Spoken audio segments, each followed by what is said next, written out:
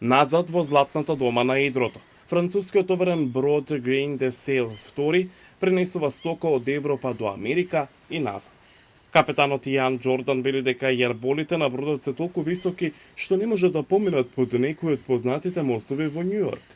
The maximum air draft of the ship is Максималниот проток на воздух на бродот е 52 метри, така што не можеме да одиме под Бруклинскиот мост.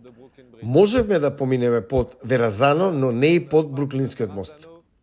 Бродот, што току го заврши 17-дневното патување од Европа до Њујорк, а од товар имаше вино, чоколада, кафе и други деликатеси.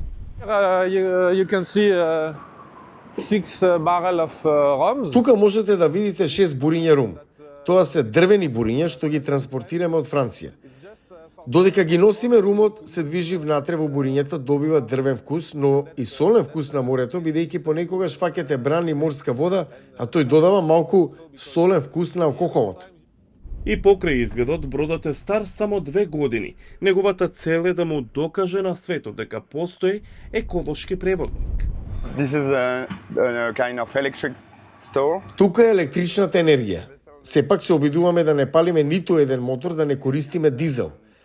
По трупот на бродот добивме машини кои се вртат кога плови бродот и кои произведуваат енергија за него. Тоа се нарекува електрогенератор. Исто така имаме соларни панели на бродот. Денес поморската индустрија е одговорна за околу 3% од глобалните емисии на стакленички гасови. Чистите товарни бродови како Grain de Sail 2 се далеку од индустриските стандарди.